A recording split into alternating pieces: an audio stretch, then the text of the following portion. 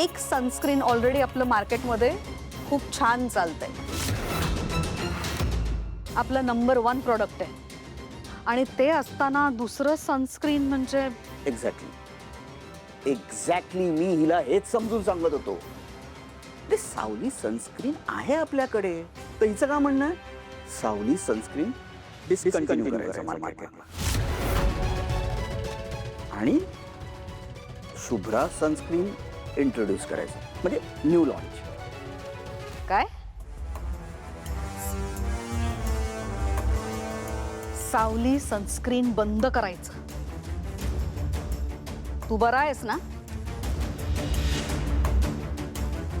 सावली सनस्क्रीन हे फक्त आपलं प्रोडक्ट नाहीये, मेहेंदळे ग्रुप ऑफ कंपनीची ओळख आहे. नंबर 1 प्रोडक्ट आहे आपलं. इतकी वर्ष घट्ट पाय रोवून मार्केटमध्ये उभं आहे आणि ते बंद करायचं म्हणताय तुम्ही?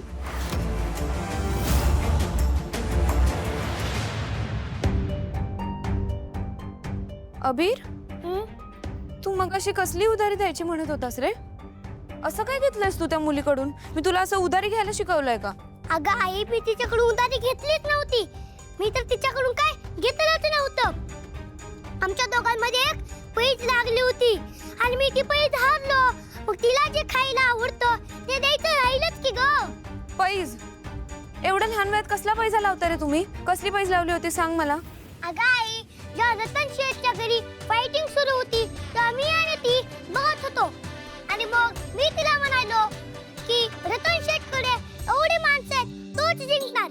पण ती म्हणाली नाही, माझे बाबा स्ट्रॉंग आहेत, तेच जिंकणार. मग काय, तिचे बाबा जिंकले आणि मी ती पैज हारलो. काय बोलतोय सबीर तू? तो एकटा माणूस सगळ्या गुंडांवर भारी पडला? अगं आई, तू जरा उशीरच केलास बघ. तू जरा लवकर यायला हवं होतंस. तर रतनने आपल्याला एवढी धमकी दिली, तुझ्यावर तो ओरडला, मला त्याच्यासोबत घेऊन गेला.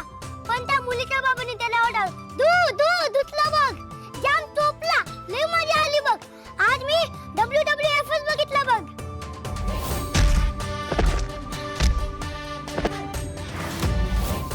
तुला माहितीये, जेव्हा फायटिंगच्या आधी मी शेड्यूल पटलो होतो तर त्यांनीच मला हवेमध्ये झेललं होतं ना. पडला होतास म्हणजे? कुठे लागलाय तुला? दाखव मला. अगं आई, तू पण ना. मी फक्त पडलो एवढंच ऐकलंस का तू? त्यांनी मला हवेमध्ये झेललं हे पण ऐकलंस ना? आई, जसा सुपर हिरो फास्ट मध्ये येऊन जीव वाचवतो ना, तसे झाले बघ ते. Super hero? खरंच आजच्या काळात स्वतःचा जीव धोक्यात घालून दुसऱ्यांच्या मुलांना मदत करणारे लोक खूप कमी आहेत. कोण असेल तो भला माणूस? एकदा त्यांना भेटायला हवं.